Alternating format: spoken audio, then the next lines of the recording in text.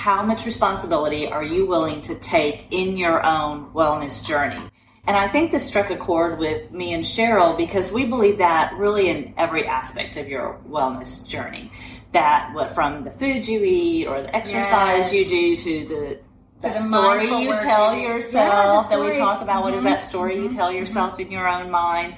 And so I think that's why it really struck a chord with us, and especially because you and Stephen talked about the fact that you actually kind of pre-screen people and make sure that the clients you get are going to buy into this sort of 360 approach to wellness. They're going to want to be a participant in it, and then you're excited about starting building a community with those clients. Correct, because we can't make that decision for them because that's, they have to decide. They are ready to make that commitment. So when they make that decision, we know they're going to be successful.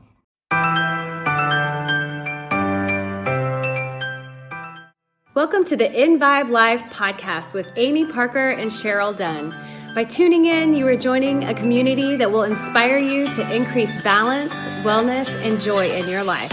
We'll offer expert information and insightful conversations to help us all on our journey to live more Envibe.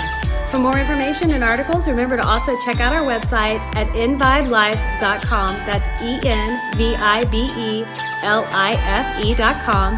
And we're grateful that you're here.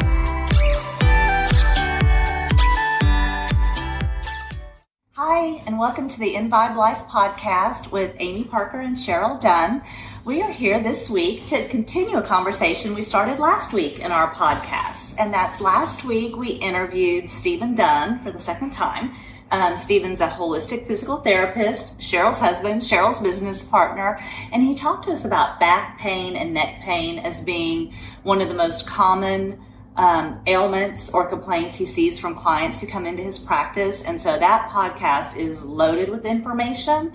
If you haven't listened to it yet, as a client and patient myself, I got new information from it, and a lot of it is also what I've been implementing for 10 years and had a lot of success with it. So I recommend that in general. But the thing that came up in that podcast that we've been talking about, Cheryl and I have since that time, and so wanted to bring the conversation here, is one of the things we asked Stephen about, or I talked to Stephen about, is what he sees as difference makers in his patients or clients. The ones he sees who have really long-term success, and the ones he sees who, might get an immediate relief, but then it doesn't last them for any length of time. And the thing he brought up was whether people buy in, first of all, to the approach you guys have at Core, Cheryl, and second of all, if they're willing to do the work, like see themselves as an equal participant, not just be treated, but buy into the treatment plan, do the exercise, do the programs. So you want to talk about that a little bit? Definitely. So mainly what Amy's referring to is that when we ask people to come to Core and go through our treatment plan, we're asking them to not make a commitment to us, but to make a commitment to themselves. Oh, I like that. And with that means, like, one of the things that we say or we see a lot is if they come in and their only goal is to get out of pain, well, that's easy. 1 or 2 visits, some hands-on, you're out of pain, but you will be back, because that's not the full treatment plan. You have to move on and continue to do the work after you're out of pain. So it's easier for someone, or more realistic, if you make your goal, for example, I want to be able to pick up my grandkids. Right? That's a different goal than I want to get out of back pain, right? So if you can look at that, then you've got something tangible you want to do. And then we get a little bit more buy-in to our whole thing, as far as you're not just going to lay on the table, but you're going to take an active role in you getting better. And that active role is making a bigger commitment and really deciding for yourself what that is. One of the things too, it's like you're asking them to make this commitment, and they're looking at their goals. They don't really know when they first come in that we're going to ask them about their goals. And the quick, easy answer is, I want to be out of pain, because that's really why they have sook us out, is to be out of pain, right? But when you start talking to them deeper and get to hear that deeper story, you start to feel their emotions of the things they're missing out on in their life because of the pain. Well, some people might not even aspire for what they could achieve, right? They might not even dare hope. Right. They can throw their grandkids because in the swimming pool again. Right. Or, because they have never experienced it or they haven't had it in so long. They think it's just a part of aging that they're not going to be able to do these things. And I don't believe that. I mean, I believe that we can do a lot of things that maybe typical standards tell us we can't do as we age. So rather than just eliminating the pain, you can actually move into a place of greater vitality and strength and energy. Totally. But again, the key is how much responsibility are you willing to take in your own wellness journey? And I think this struck a chord with me and Cheryl because we believe that really in every aspect of your wellness journey. That from the food you eat or the exercise you do to the story you tell yourself that we talk about. What is that story you tell yourself in your own mind? And so I think that's why it really struck a chord with us. And especially because you and Stephen talked about the fact that you actually kind of pre-screen people and make sure that the clients you get are going to buy into this sort of 360 approach to wellness. They're going to want to be a participant in it. And then you're excited about building a community with those clients. Correct, because we can't make that decision for them. Because that's, they have to decide. They are ready to make that commitment. So when they make that decision, we know they're going to be successful. When they decide they want to make this commitment, all we need to do is hold their hand on the journey, and they will be successful at it. But if I can't decide that for them. What percentage of people do you think are willing to be call us? that equal participant? Or not many. Well, maybe 50-50. 50-50. But we do, that's one of the first phone conversations when somebody calls to schedule. We start to really dive into their story. We need to know, why are you calling us? What are you looking for? What are you missing out on in your life? What are you doing? Because we want them to have some skin in the game. And it kind of throws people for a loop that's the very first conversation they get when they call our facility just to make an appointment. Because they thought they were going to, here's my information. I want to see him next week. And then we try and slow them down and really get their story so that we can understand why you called us, what you're looking for, what you really want. And if they're not willing to give that over the phone, then we understand that they're probably not willing to take that commitment any deeper. Because when you come in, we are going to really ask you that, we need a commitment. We want you to come a couple times a week. After that, you're going to move over into the side of the business where you're going to be doing more movement and less laying on the table. It's a long-term plan, a long-term goal. It's a financial investment as well. It's a financial investment. Well, it is. It's not easy. It's not easy. It's not just a pill. No, it's not a pill. Although sometimes the pills are needed as a part of the plan. Totally. Also. Totally. But it's going beyond. We're going beyond. We don't want to just put a Band-Aid on your problem. We want to change your life. But we can't really change somebody else's life. They have to decide they're ready to change their life. So this is what we're talking about. Yes. Really, you just said it. Because that is the case in every part of life. In our relationships, like we talked about before, you can't change someone else. They have to be willing. You can help and support. They have to be willing to. But really in everything, are you willing to take control of your own health, your own wellness, your own finances, your own business, your own, every part of your life is about understanding, I think, that it falls to you and you have that ultimate responsibility.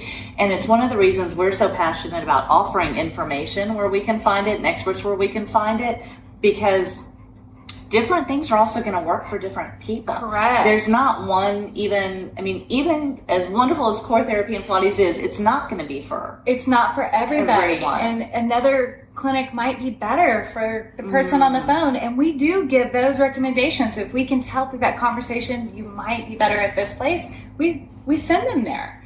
And so, and then we give that as professional advice of what we think somebody needs.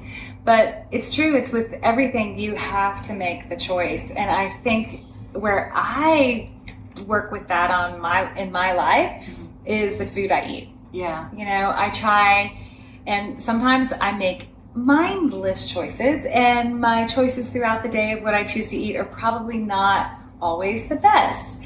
But some days I'm trying to be very deliberate with what I choose to eat, and then I try and feel, how do I feel based on what I just ate? And so, I think, again, the core is one of the first steps in your journey towards wellness is getting to know yourself. And we've talked about that true, authentic self before, but it's kind of peeling back the layers of the onion in yourself so that you can start to be the ultimate authority in all of the things you allow into your life. Yes, you become the final answer. And I think Amy's health journey is a great story that really talks about you became your authority on your body. I had to. So we talked about this a little bit, but it was, I guess 2009, 2010, so 10 plus years ago, I started having a lot of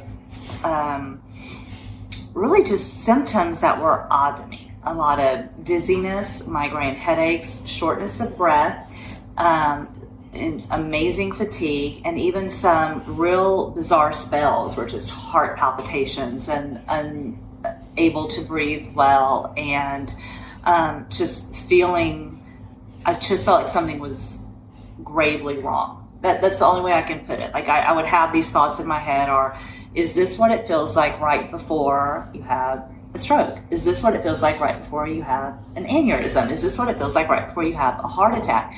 And they were so profound that I just kind of knew in the core of my being that something was, it wasn't right. It was clear to me that something was very wrong. And so I started going to doctors.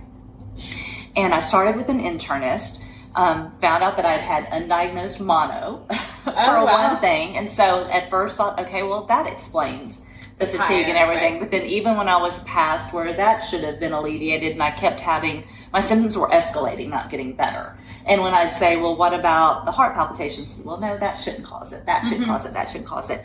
I went to another doctor who told me I was having anxiety attacks and prescribed Xanax for me and, medications like that, where although when I would have these episodes that I'm describing, it definitely made me anxious to feel like that and very, very scared.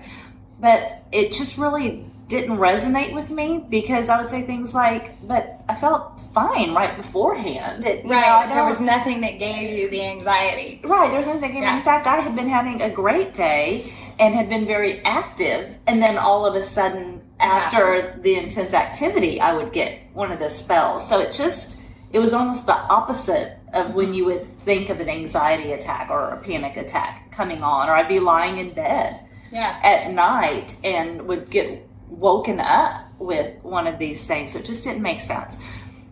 So fast forward into the future, finally in going through, many different medical professionals, found one who believed what I was saying and put me through a battery of tests.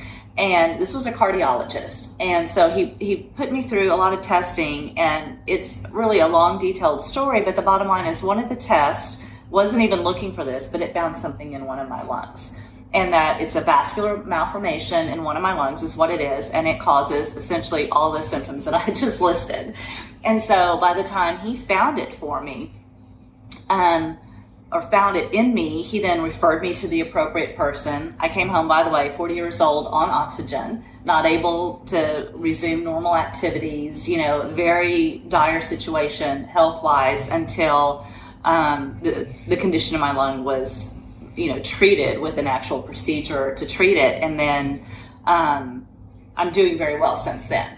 But so that's part one of my story. So part one of my story is trust yourself and trust your instincts. And if you have to continue seeking other people until you find someone who really believes you and is willing to work with you, it's worth it. I literally would probably not be sitting here right now, certainly not in this condition, if it hadn't been found, because the prognosis, if I hadn't been treated, I was about to have a stroke, or I was about to have an aneurysm. Those things were accurate. And so it'd be a very different situation for me right now if I hadn't had it.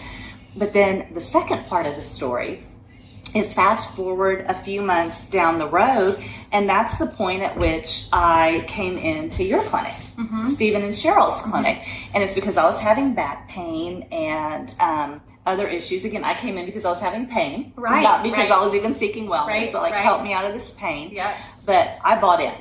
I bought in hook, line, and sinker to the approach. And again, I had been in a really, really bad place health-wise. And so I've been going around for 2 years saying, anyone who can help me, I will listen. I don't care where, who, or how it is. Someone help me. And the first thing you guys taught me to do was breathe. Yeah. And expand my lungs and help the scar tissue that was inside my lungs. And, and then we started adding strength and things like that to my journey. But that in that part too, I was not only willing, I wanted to be a part of my own story. And I wanted my health to be in my own hands, because my having it in someone else's hands hadn't worked out very well for me. Right. And so I was ready for that, but I'm also extremely grateful that I was ready for that, because it made such a shift or a difference from me being in a really negative place to a place of really the best health I'd ever been in. Following, because now that the condition was known and treated and I was starting to strengthen myself, I will probably never run a marathon. Right? There are still some things that I have difficulty with. I have a lung condition, but I don't have many limitations. And I don't view myself as a person with limitations. Right. And I view myself as someone who, for my age, which is 50, can pretty much do pretty much anything I want. I'm pretty willing to take the trade-offs for those few things I can't do. I can't scuba. I'm okay with that. There are a few things. Yes, definitely. And you probably wouldn't love running that marathon anyway. Well, no. not now. But yeah, it's definitely, I think one of the big key factors in hearing your story, Amy, or that I'm hearing, is trust your intuition, because you were getting so many different messages. And at the end of the day, and of course, if you heard the same message from more than one doctor, you might start to question yourself. I did. Of course. But there was something deep in your soul that told you no. I would almost write in a journal, this is how I felt on this Thursday when I had this spell. What had I done earlier in that day? What was on my mind? I mean, I started really, I went and saw a therapist saying, they're telling me this might be anxiety. And the therapist, even after talking to me, said, it doesn't sound like you're really having anxiety. You don't seem very anxious. Issues, as we talked through it. I have a similar story. A cousin of mine was having what she kept saying were spells, and she'd go to the doctor. That's what I would call them too. Yeah, spells. Finally, her husband was with her and was able to record her having one of these spells. Come to find out, she was having little bitty seizures and had 2 brain tumors. Oh my goodness. And she's fine now. She's had one of them removed, and she's really thriving and well, and has had a child since and everything. But, she just kept going to the doctor and going to the doctor. I'm having these spells. And she couldn't really explain it, because what was going on with her was affecting her thoughts and her brain, but something deeper than our actual, brain was telling her, keep getting somebody to answer your questions until they figure out what it is. So I just think that intuition is huge, and we should listen to it. And if we start by knowing ourselves in the first instance, then you know when you're off. Yeah, you know when you're off. And I go back to meditation and stillness all the time. But if you take even a 1 minute of stillness to do a body scan every day, kind of check in with yourself. How am I feeling? When I think about this part of myself hurting, does it bring up an emotion, or is it, no, it's just hurting? It's just, and, totally. kind of what's going on. The more you get to know yourself, and I think that was a gift I had at that point in my life, even when I started. And I bet you didn't realize you had it. I knew I was pretty self-aware. Okay. I knew that I was pretty sensitive to things, and so pretty self-aware. But I don't think you know how you're going to face a situation like that till you're in it. I was probably a little stubborn, which is good. Like saying, just because you're this doesn't mean I have to 100% believe everything you're saying. Mm-hmm. You could still be wrong. And so I did have that confidence in myself, which I think was a big part of it. But I just had a knowing, and I just listened to it. And I just, just didn't give up on the knowing. And so, I share that story because, first of all, I think it tells a little bit more about our relationship and what this kind of taking ownership of your own recovery can look like. Because I came to you really in a whole body rehab or recovery situation. I was in a really difficult place and bad place, and within a couple of years had gotten to a very strong place. So if you're willing to take that sort of buy-in and responsibility to yourself, you really can, and you find the right professionals to work with. And those professionals might be psychiatric professionals, or they might be physical therapy professionals, or dietitians, or things we're not even thinking of, or some of the alternative Reiki or things like that. Still understand that you, at the end of the day, have the ultimate responsibility for yourself, and trust that. Have confidence in it. And then you can really start to achieve levels of health, maybe beyond, like you said, people come in and they don't even know they could hope to have certain results that they might be able to reach. Definitely. And that little exercise of just learning to figure out your authenticity, the exercise of that helps you grow as a person. I think that as we age, we start to learn more and more and more who we are, but you can practice it. Just how I was saying, the little example of eat your meal and then do your scan. How does that meal make me feel? You can start to learn. That's a way to learn your body, right? Or I think watching our children grow, they're trying to figure out who they are. And I think that when our kids are in their 20s, I don't have kids in my 20s, mine are younger, but I have nieces and nephews that are in their 20s. It's awesome to watch them develop into the new human beings that they are, that they weren't in their teens. Well, I think this is one of the biggest challenges of parenting too, is understanding that as much as we want to help them and fix things for them and do things for them, once they get to a certain point, it's their thing to do. And it is their life, and that can be hard, and you can guide them and help them and support them and love them and nurture them and all of those things. But teaching them this same lesson and respecting that in them can be, it's I think the hardest thing I've done as a parent, but I understand that I need to.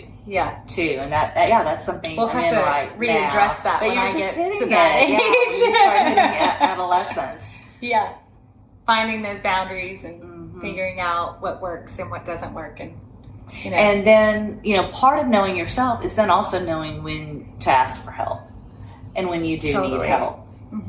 Because we're definitely not saying you can do everything on your own. I'm not saying that. Help is you need great. All sorts of medical professionals and other support, and maybe even it's just hiring someone in your business to take some of the load off of you. All of those things are part of really get to know yourself. What is healthy for you, what is not healthy for you, and then an analysis, I think, of where you can address that, where you can make changes to that, and what you can do about it. And now people are having to become more and more self-reliant because of COVID. Definitely. Even, with telehealth, you need to be able to report really accurately to your doctors what's going on with you, because they're not necessarily examining you in person. Well, they're not laying 3D eyes on you. Or it's not stick out your tongue and say, you're over a screen. It's very different. So, and also I think you're having to take some responsibilities because this COVID communication that we have all the time, you're really having to make more of an effort to reach out to people. I know I've asked some of the girls that work for me, I'm like, if you have friends that that live alone, make sure you pick up the phone and call them every so often, because this new world could be a little lonely, and so a place of reaching out and getting more authentic. And another place I just want to give people confidence is, we've talked about it a lot, but all of our kids have started school in the last week here in Texas, and so it is still the conversation. Trust yourself. Trust yourself with your kids. I mean, it is scary and even if you're daunting. a first-time homeschooler. Yeah, but, trust that you know your children. Yeah. And watch them. Yeah. And reach listen out to them. the teachers if you need to. They know themselves. Yeah. They know themselves. You know them. So start that conversation with them, and that's a great way to start teaching them how to advocate for take themselves. ownership and advocate for themselves as well, because it really it just starts to have great benefits in every part of your life. And I think when you start to build that confidence of knowing, build that muscle, whatever happens, I can handle it. I got this. Whatever it is, I can figure it out. Not sure what it'll look like, not sure how it'll go, but and I might not get it right the first time. Right. Definitely. Yeah, so I think that, this was a good recap from our podcast we had with Stephen, and, people really taking responsibility for their journey and starting to learn their true authentic self. And this is just taking that message to a deeper level that I think our audience sometimes likes to hear. Yeah, and I'd love to hear comments. I'm sure, we just told a couple stories we had. I bet everyone out there listening to us has some story, either in their own personal lives or a close family member or friend who's gone through something like that. And, we'd love to support you. We'd love for everyone to support each other. So let us know what you're thinking, and we'd love to hear from you. And thank you for being here. Thank you for listening to my story. And we hope that maybe you gained a little bit of insight or inspiration from it. Yeah, thanks for listening. Thank you. Thank you for listening to the Envibe Life podcast. For more information and to join our community, be sure and check out our website at www.envibelife.com. We look forward to sharing with you.